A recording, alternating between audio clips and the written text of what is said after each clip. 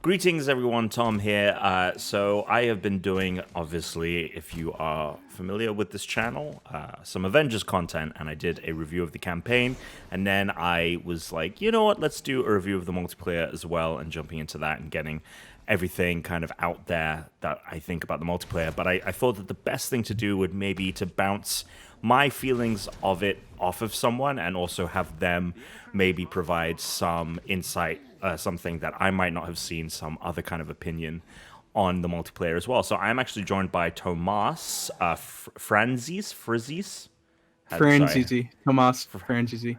Hi, Tomas hi everyone. Yeah, Franzisi. yep. So I'm. Tomas is a games writer over at Inverse, Yep. and you've been there. How long have you been with Inverse for? And you were a Jewel Shockers before that, right? Yeah, I've been a gaming journalist for about 4 years. I was at, or a little over four, like 4.5 years now. I was at DualShockers for several years, and then in February I started writing for Inverse.com. Fantastic. So you know about video games, which is great. I'm really glad we got someone on here that knows about video games. Because Nope, never played a game in my life. this is actually the first one. Actually, Yes, Avengers yeah, is your yeah, first one, so it's yeah. great. 10 out of 10, right? So yeah, Yep. we're gonna delve into the multiplayer. If you want to know my feelings on the campaign, you can find the campaign review video here on our YouTube.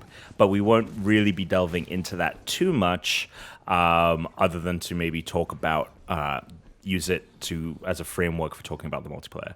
So. I'm just going to get your kind of top level thoughts on the kind of post game multiplayer, the Avengers Initiative stuff that's out there, and then we'll kind of go from there. How do you feel about all of the live service stuff in Avengers top level?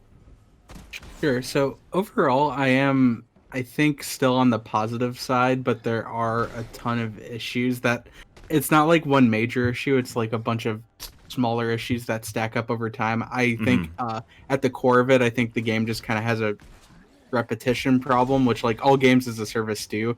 But I feel like this game specifically, just in the way it was structured, because the gear system isn't super interesting and because you're really just fighting aim enemies and aim strongholds, like the end game content does get old really fast and the story stuff isn't engaging enough to pull you through. So once you're in these late game hives and you have a maxed out character and everything, like you reach this weird point where it's like, well, I can't access it with my characters that aren't maxed out, so I'm using the one that's maxed out, but then at that point you're also not really progressing. So I think the game just it needs more content and more variety, because I think that kind of hurts its longevity because it can get repetitive pretty fast. Yeah, and obviously that is I created a kind of channel on Reset Era to kind of ask people, are live service games unfinished inevitable, in the sense of is there ever going to be a life and not unfinished, and obviously live service games need additional content, right? They're always going to have content past the content it launches with, but are live service games ever gonna release in a fashion where people feel like what is there is what should be there at launch and that it's not missing things? And yeah, I mean, Avengers suffers in the same way that Destiny suffered when it launched. When any of these games as a service launch, they just don't launch with the content that you want. And it isn't until you get fan feedback to know what the fan base wants to play that you're able to actually put it in. And that's obviously the story we've seen with things like Destiny, which, again, like Destiny's had its ups and downs over the years, right? They've had some highs. Taken King, obviously, with the first Destiny, probably being the biggest high. I don't know about you, but I've never really heard of anything kind of topping that in terms of like, oh my god. Maybe it's just because Taken King was such a breath of fresh air after, like, it just set the bar at such a level that Destiny was not hitting before, and then it kind of just remained consistent from there. Yeah, But I mean, obviously, yeah, there are a lot of games that improve over time. Like, there's that Final Fantasy 14's like the best example of like a oh my terrible god, game that they just yeah. completely overhauled, and I don't think the game needs that. And it is an issue every live service game does run into. Like, of course, if you're on this grind, it's going to get like repetitive eventually. I do think it sets in too soon, because it's almost by the end of the campaign, you've already kind of like seen all the Seen everything that content needs to you'll be see. seen, yeah. And so yeah, you get a little mission variety, and there are some like cool abilities you unlock as you progress each of the characters. But like once you do hit that end game, like it almost doesn't feel like there's an end game because that end game is like the same content you were already doing. Whereas like even with other live service games, it's like okay, the end game's really short, but this one it's almost like oh, the end game is just the like not end game. But we just kind Yeah, of structure it more in the hives. and the thing is like the issue is so many of the areas just feel like reskins or like Frankenstein versions, right? So you've got drop zones, which are these very quick, like in and out. There's one objective. It's just designed to maybe, you know, complete a few challenges, get a few pieces of gear that you're looking for, you're in and out. But all of the drop zones are just like the same hallways and corridors and lobbies of aim bases, and they're just remixed. So sometimes it'll start you in lobby A, and you move into corridor B and end in room C. Like there's not a lot of variation between them. And then on top of that, I didn't realize that you unlocked hives by completing some of the post game missions, like the actual named missions. So I was like, oh cool, like I'm super excited to check out hives, because that's just like another form of content that I didn't know was accessible in the game. I didn't realize what I needed to do to make it happen. But then when I get to hives, I'm like, well, this is just 5 drop zones stacked on top of each other, and you're doing them one after the other.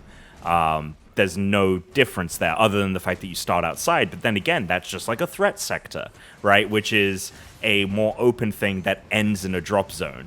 And then villain sectors are just threat sectors with a boss battle at the end. And then there's only 4 bosses, 2 of which aren't even like comic book villains, or 2 of which aren't comic book villains. So Right. yeah, just like I said, it's that lack of variety where it's like you're either facing like Abomination, Taskmaster, or one of these 2 robots. Right. And once again, you've already, like, not to bring up the campaign too much, but like you've already seen all of them in the campaign. Right, So it would have been exactly. cool if there was some extra stuff there. And It I does. even or yeah, I would have even liked to see like some of those drop zones or smaller hives not be set inside the aim buildings. Like I think it would have been interesting, maybe. And I know this is probably a lot of like development work and would be super complicated to do, but a hive would be cool if they almost like sectioned off parts of the more open-ended areas and like gave you objectives to complete in those, because it at least give more visual variety. And then maybe for like one of them you could go into the building. But like yeah, I just think like you're basically doing 6 drop zones stacked on top of each other when every zone already includes like a drop zone within it. So it isn't super compelling content. And it frustrates me that, for example, the space stuff isn't explored more. Like, why don't we have the satellite to return to? Like, that's a cool setup in the campaign. And then we get one of the, Captain America's like iconic mission takes you back up to the satellite, or a satellite, I don't know, an AIM satellite. So it would have been cool if hives were that, right? If hives were based on the satellite that they have, right? Like they can just take that and populate it with enemies. Yeah, it's even like Black Widow's mission brings you to an underwater area, and it's the only case where there's like a new post game area, and that was cool. So yeah, But they just like don't. yeah. I haven't beaten Black Widow's mission chain, but after you complete that, you can only return there to play that mission, right? Yes, yeah. So that's the thing too. Like, yeah, that's why we kind of brought up like putting drop zones in those more open-ended areas, because that at least affords you some more variety. Because Right. no matter if you're playing in like the Eastern Seaboard or in like the Pacific Northwest, like the hives don't change visually. Yep. Which I think is kind of a problem. Whereas even if it was still 6 drop zones, but you went like, okay, this hive is an underwater base, and I haven't completely done all of the hives, so there may be like a late game one that does do that. But like I'm already feeling the repetition in the hives, and so I still think it would have been smarter if there are ones like that to have put them more towards the start, so you feel like there's more variety to begin with, and then maybe as you go towards the end, it starts repeating. But yeah, it's just like an immediate repeatable grind right away. But the core gameplay is fun, So I do think that kind of counteracts it. Like I main Captain America, and he's fun. It's great to go into a room and like target 8 enemies and just throw the shield and see them all get destroyed. Uh, and so there it's a thing where like there are these great moments, but it is like surrounded by this very like repetitious shell. Now that being said, though, the foundation for this, for this game is really strong. With Yes. the highlight for me being, and the thing that keeps bringing me back, is the combat. And it's something that I think actually ages kind of like a fine wine. It's something that only gets better as the game goes on, which is good because you want like that actual sense of your characters getting stronger and they're able to do more things, which is something that I think Destiny did suffer from. At least when, from what I have played with Destiny, is I never felt that my character was really progressing in any way because you kind of unlock all of the abilities in the campaign for Destiny, and then it's all about the gear grind. Whereas the gear, for me at least, in Avengers comes second to leveling up my heroes, gaining new skills, and for example, I like Cap, right? He can throw his shield, but then he gets an upgrade that allows you to lock onto 3 enemies, and so the shield will hit the 3, and then you have the ability to time it so when the shield comes back, you can hit the throw button again, and Cap will do like a spinning kick in midair and kick the shield out once again. And so for all of the characters, I feel, not only are all of the characters fun to play fundamentally, but they all have really interesting, even someone like Hulk, who I think universally, I put up another thread on Reset Era that was kind of like, who is your favorite character to play as? And Kamala, what was interesting is it lined up very much like my thoughts. Kamala is the most fun, and Hulk is the least. Like, that's what the Yeah. poll showed. And then all the other characters are kind of at the same level for me of, like, I enjoy the other 4 kind of equally. I haven't played too much with the Hulk. Like I do think he's actually my lowest leveled, but I think he feels the most neutered. Like the characters all kind of play similarly, and they do as you progress get things that like branch them out. So that's not as much of a problem anymore. But even though they all manage to be unique within that, I do think Hulk is the one you play and you go like, oh, he was neutered, so he could like play the same as Black Widow. Whereas like Black Widow can be very fun, or Captain America can be very fun, and like Iron Man and Thor have these like unique abilities to fly. And Hulk, there's like I mentioned with Cap, like there's some great moments where you just like grab an enemy and throw him into the ground, and then you like tear up the ground. But then when you notice like, oh, that only did like a 16th of their health, even though I'm the Hulk, like Right. I'm not sure that meshes as well. Where just I obviously you're going to include Hulk in an Avengers game, but yeah, I feel like he was kind of neutered the most to be in And like a that's and games as a that's service and RPG. that's certainly tough because it's kind of that thing of like, well, I want to play as the Hulk. I want them to include the Hulk. Oh, of course. But Like if they didn't have Hulk, like I almost think it'll be more acceptable. Like She-Hulk, I believe, was data mined or is at least rumored for the game, and I think like rumored for the game. Excuse me. But yeah, I think just because he's just like he's the Hulk, so you expect a bit more damage and the from the him. other thing is like for Thor, right? He's got Mjolnir. He's a god. He is a god, and when he hit, he needs to get rid of a shield that an enemy is holding. He has to have a charged heavy attack to do it. And I'm like, in what universe is Thor swinging Mjolnir at any strength level, not ripping the shield apart? Like that the it does frustrate me slightly that these characters have to be kind of all, like you said, neutered in a way, kind of formatted similarly, that they are all able to accomplish the same stuff. But that being said, there are things like opening doors, right? There's doors that you can smash, but you can only smash them if you're Hulk, Thor, Kamala, or Tony in the Iron Man, in the Hulkbuster suit. And then Yes, there are only... I have no idea why. Like, you can finish, but yeah, there's like Captain America can't do either, and that just baffles me. Like, the fact that Cap can't throw his shield to break through this glass door makes Or at least zero sense to me. They none of the characters should be limited from doing any of them, if I'm being honest. Or you should be able to direct an companion AI to do these things. So Yeah, go ahead. there are a couple, like, I think easier solutions to that. Like, obviously the I kind of touched on this in an article I wrote. Like, the best solution would be to like let you command somebody or make it so like anybody can open it. But if you aren't doing those things, I think the procedural generation needs to be fixed a bit. So if it notices like, oh, you're coming into this, and because like those objectives are procedurally generated when you go into a level. At least like Right. that's what I got the vibe of. So like they should kind of account for like, oh hey, if you have a Captain America and you're like in single player by yourself, like let's not spawn something he can't open. Or there were even some of those rooms would have like vents on the side that you could break and get into the building like in an alternative way.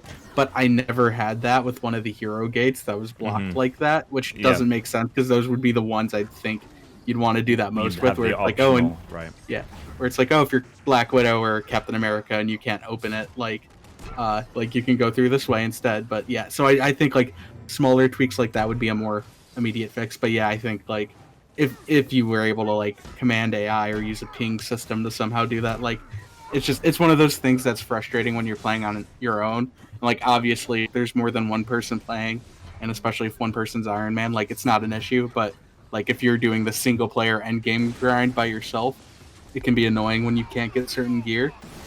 So, Yeah, and I mean, I've been doing a lot of playing these missions by myself. You're probably one of the few people that have actually like enlisted to do stuff, and I haven't played a full 4-man squad since launch. Not since launch, since the beta. The beta was the last time I was actually squadding up with other people to tackle stuff, and that was the most fun. Was having that and having 4 people play, but it's been hard to find people. I'm sure I could find people on the Avengers Discord or something like that. But I want to play with friends. Like we've been trying to get. We have 4 people that we know, including the 2 of us, that are playing this game, and we're trying our hardest to get everyone on the same page about this. Yeah, and I would like to be able to do that because I feel like a lot of the issues that I'm going to have with the multiplayer are going to be less of a problem when I have a squad of 4 and it's people that I'm playing with that I know, like personally. Yeah, I've played with 4 people a couple times, and yeah, it is enjoyable because it is more enjoyable because you're able to like you get more of those moments where like, hey, he's doing something as Thor, and then I come in and help it as Captain America. But with those moments, I almost think they're more fun because I was constantly talking about some glitch with like the people I was playing with. If it wasn't like Kamala's arm being infinitely stretched out for me, someone was like, "Oh, Iron Man's animation's bugged." So like, Right, it was just, we've had that where you were talking about like Black Widow was doing some stuff, and yeah, her leg was like flailing around, but it was fine for you. And it's an extremely buggy game. Like, oh of my course god, that's gonna dude, happen with it. it's honestly game one of like the this. buggiest. Yeah. It's honestly one of the buggiest games I've ever played. Like this stuff gives Skyrim on PS3 a run for its money with the shit I've seen. Everything from infinite loading screens, being stuck in the lobby forever, enemies spawning behind doors that you can't get to because you need to defeat all the enemies, but one of them's behind this goddamn door. We've had technical issues like that. I had an audio issue on my Twitch, which people can. I'll link it in the description below. But it's so funny because I was talking to the people on my stream. I was like, oh, you'll see the issue. You'll see like what I mean when I said there's tons of bugs, and literally the crazy bug happened moments afterwards. Like this thing, it was not ready for release, and I think that comes from a content standpoint, but also, yeah, mainly from the fact that this thing is just so bug heavy, and it sucks because it's like, well, I know that they're going to hopefully stamp all of those out, and they've been putting out patches at a quick clip, but the more time they spend on fixing bugs, the more time that isn't being spent on creating awesome content. And so I just hope that they're able to still, whilst fix bugs, put out great content. And I know we've got these dual Hawkeye kind of stories with Kate Bishop and Clint Barton coming up, and I just hope, I'm very interested to see what those turn into, and if I think you were mentioning it before, that their story campaigns are probably going to be more of the Warzone type missions than actual like linear Tomb Raider style missions that were the highlight of the campaign. So that is a concern there, but I'm certainly interested to see what that turns into. But are we going to be getting? Are they putting out these heroes very quickly, and then we're not going to have anything for the rest of the year, like until Spider-Man for PlayStation players? Like, is there a chance that Xbox players are not going to have a new character after that for months? Obviously, there's a rumor that. Or what were you saying? I was just going to say there's a rumor that there was Black Panther content planned with a raid and set in Wakanda, and I don't know if Black Panther becomes a playable character or if it's just like the raid is going to be in Wakanda. But sounds like that they removed that news from the last war table because of Chadwick Boseman's passing, which obviously makes total sense. But at the same time, I'm like, well, are they like kind of like, okay, cool, it's not ready, so we need to, not cool, I don't want to say cool, but taking it off the table and being like, now that we haven't shown it, we have an opportunity to delay it internally for us to work on it. Who knows? But I just hope that it isn't kind of like, okay, we get into the Hawkeye stuff, and then it's months of just bugs being squashed without any new content. Yeah, and I do think from what they established with that, it does seem like it will be like a monthly update cadence, and so I'm guessing the changes will be more gradual. Like, I'd be surprised, like, even with the mixed launch this has had, if they pull like an Anthem or something and just say like, okay, we're stopping new stuff and we're taking like a year to work on it. I don't know if it'll get that like Anthem 2.0 or Realm Reborn treatment. I think it'll be more like Vanilla Destiny, where like a year from now we're gonna be like, oh, this game is in a better place, and like that doesn't excuse it for its problems right now. But I do still think that it's a good core, so they really just need to improve that and add more variety, add more bosses, fix those weird quality of life things where it takes like 3 loading screens to get into a match with somebody, and like fix those glitches where you like get stuck in certain areas. And once those issues are all ironed out, I think you'll see the multiplayer experience improve over time. But yeah, it's super complicated and kind of buggy at launch, and the missions aren't as interesting as like the single player missions, so it's very niche. But even with all that, I do have to admit, like, I've put tons of time into the multiplayer content, like, just because I am enjoying it to some extent. So where like, are you like level wise? Where are you level wise with everyone? Just off the top of your head, whatever you can mention at the moment.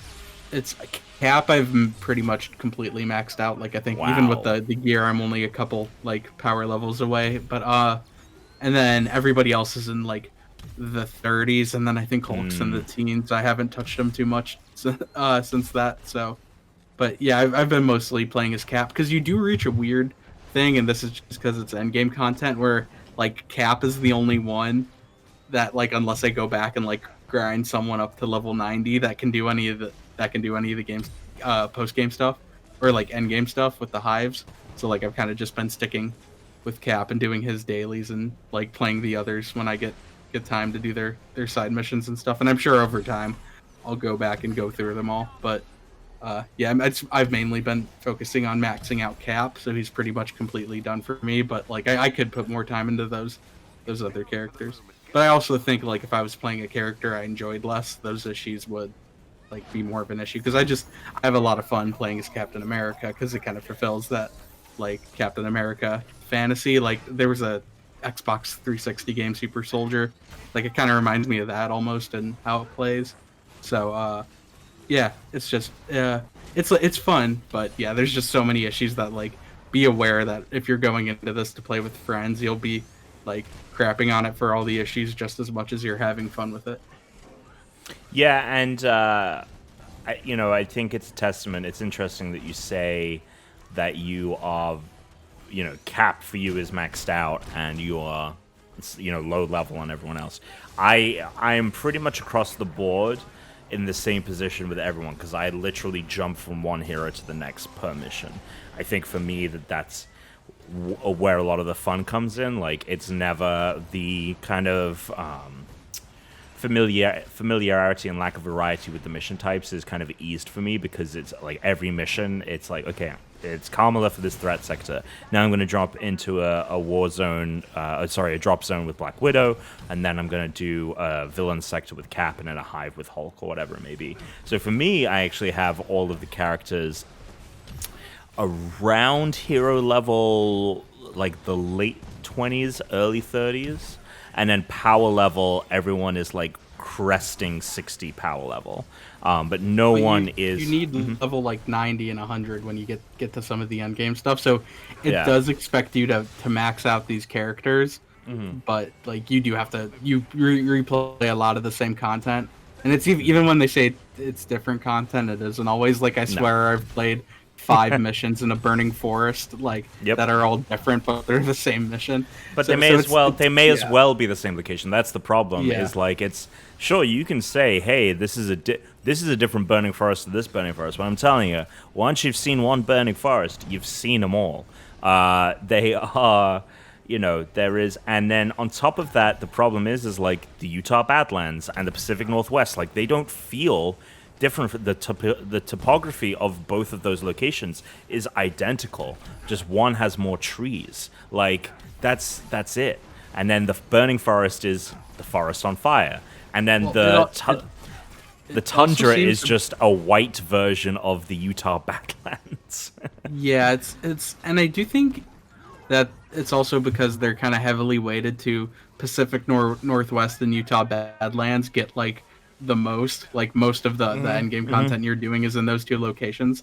So like I said, like even if they did more in like the tundra or in like Scandinavia or in these things that are still kind of reskins that aren't the flaming forest, but it'd still at least add more variety if you felt like it was more evenly dispersed. But it almost seems like they're planning to do that post launch, like where they're like, okay, in a future update we're going to add like a ton of content for the eastern seaboard, and then you'll have your new secret base there and stuff. Because yeah, it's just it's very unevenly like distributed at this time. Yeah, and I mean, in a sense, I'm kind of I'm in 2 minds about that because I'm like, it's kind of a treat to go to the Eastern Seaboard to do something because it's like, cool, here's literally before I started recording the Unranked podcast today, I jumped into I don't even know what it is. It was like a global mission something or other. It's like the priority mission. I guess they're getting like weekly things. So this week's is set in the Eastern Seaboard, and I was close enough power level to attempt it, and I was like, cool, let me jump into this. And it was set in a different part of the Eastern Seaboard that I hadn't seen yet. So there were a few it was using a lot of the back alleys and other things you see playing other missions on the Eastern Seaboard, but there were a few kind of new areas, and it's kind of like being stranded in the desert for so long. Like even just having a sip of, a drop of water is like, oh my god, like this is the best thing ever. So in my mind, I'm like, well, the fact that most of the stuff that I'm doing happens in the Pacific Northwest and the Utah Badlands just means that it's kind of nice when I get to go to the, it might feel more monotonous if we got to go to the Eastern Seaboard more. But yeah, I do feel like it still would have been better though. Like I would have preferred if you went to every location equally, instead of like 2 locations most of the time, and then like, oh, you get this nice treat. Because like I think the Eastern Seaboard maps, like the city map, is one of the better Warzone maps in the game. I feel like the ones set in towns do you feel better because like you at least feel like you're saving a place and not and just a and forest with and no there one are in it. times where like you go to Utah and it's like a small town. Like Yeah, it reminds me of yeah, the town in New Mexico in the first Thor film, where it's just like one like strip of road and there's like some buildings on it, but then the rest is just desert, which is like a thing in parts, these parts of the country. So it makes sense. It's not just like, why is there just like this small town of like 20 buildings here and nothing else? So there are little surprises like that. And yeah, but yeah, I agree. But I think we are going to be in a year in a Destiny 1 situation rather than in an Anthem situation. So I think we yeah. are in a year going to be like, you know what, this game went for like, I gave it a 6 on Digital Trends. This game went from a 6 to a 7.5, or maybe it's an 8 next year, versus not knowing anything, like them just going dark. But because they can't go dark, this game can't fail. Square Enix and Crystal and Marvel is going to do whatever it can. And Disney, right? Remember, at the end of the day, Disney is at the top of this. This is a Disney game in a lot of ways. They're going to put the money and time into it. Whereas Anthem can be forgotten, because who the fuck cares about Anthem? And that is the important thing that I think is that I want to kind of wrap up on when we're talking about like the future and Marvel, is that people care about these characters. I could not give a toss about the light and the darkness and the traveler and all of these things in Destiny. Destiny, as cool as the lore I'm sure has gotten, and I'm sure that there are hardcore fans that are into it, no one gives a shit. No one gives a shit about the story in Anthem, but people care about these heroes. And one of the better iconic missions, like with Thor, for example, teases Loki. And so if they come out and they're like, we're adding a villain sector, it's going to continue that Thor story, and Loki's the boss, like, that's going to be a reason. There's going to be a story reason for returning. Whereas, like, a lot of other live service games don't have that luxury, because it can be like Destiny 2 with Beyond Light. As cool as that seems, they're going to be like, you're going to find out what's in the Black Triangle ships. Who cares? No one Well, yeah, cares. it's yeah. I think this is odd even compared to something like Destiny, because I feel like this is a more story-based games as a service game. Like each mission you go into, even if they are super repetitive and like nothing much really changes, like you do get dialogue from Maria Hill or Hank Pym before and after that kind of contextualizes what you're doing and like what it does and the efforts to stop aim. And even though that can get repetitive, it is a very interesting world. Like that's why the campaign was a bright spot. That's why I'm hoping that the DLC still have good stories, even though they're in similar kind of missions. Because like when that story content would shine through, I'd be like, oh, this is interesting to have like this story based games as a service. But then I also think that made them run into that issue where like when there isn't that like carrot being held out in front of you of like story that you want to get, then like you kind of, it sinks in that you're doing like the same, you're fighting the same aim robots over and over again to like do your dailies and do all of that, where like some of that is inherent to games as a service, but some of it is just like, I think it just needs more variety. Ultimately it's fun, but it needs more, and I think it needs more than even some other games as a services needed at launch. Yeah, I completely agree. But I'm just happy to. I'm happy to be happy with the foundation that is here, because it just means that I don't feel like I'm kind of wasting my time, for lack of a better word. I've been mostly negative in this conversation, but this is like the one games as a service that I think has like I've barely played anything else over the past week. Like I want to try to drag myself away to play the Outer Worlds DLC, but like other than that, like I've basically just been playing Avengers. I completely agree. I'm playing some other stuff for review, but I'm actually finding it hard to not be like, oh well, let's just put 1 hour into Avengers. Let's just get a couple of skills for my characters. Let's complete a couple of dailies. I think that in a way it's almost good that the game isn't better right now, because Otherwise, I would be completely devoted to it, and I would have a tough time pulling myself away. So that is a very positive kind of thing to say. But yeah, I think this game gives you whiplash, man. I think it's there are moments where it's like, this is the most fun I've ever had playing, and then the next moment you're like, I'm just so frustrated with this bug, or I'm just disappointed that, okay, I'm booting up this area, and I literally have a check mark by every mission on here, so I may as well like try and find something else to do. Cool, man. Tomas, thank you so much for taking the time to talk with me. It was great to hear your thoughts, and good to also know that I'm not completely insane for enjoying this game as much as I have been. No, like I totally understand everybody who like hates and derides this game. Like I get why people don't like it, but yeah, I do think there is some good stuff here, and it's good base. I hope they build on in the future. And thank you for having me on. Yeah, of course. For everyone else, please consider subscribing here to this channel. You can follow me on Twitter and Twitch at Great Britom. You can also go subscribe to the Unranked podcast on any podcast service that you choose to do that through. Can I plug myself? Yeah. Oh, yeah. Tomas, please go plug yourself. Sorry. Yeah. Sorry. Go ahead. So yeah, you can find me on inverse.com. Go to the gaming tab. You should find all our gaming stories from me and my coworkers. We're doing a lot of coverage on next gen coming up and games like Avengers. Man. So it's exciting. Yeah, it's I'm interested to see how this will run on next gen, because it doesn't run well on my base PS4. But yeah, so you can tune in there at inverse.com or follow me on Twitter at Tomas Franzese. It's just my name, Tomas Franzese. So I'm sure you might put it in your description or something. But yeah, so yeah. Links for my hot takes and stuff. Go there. Yeah, all of the links for everything will be below. Absolutely. So you can go find that in the description of the video.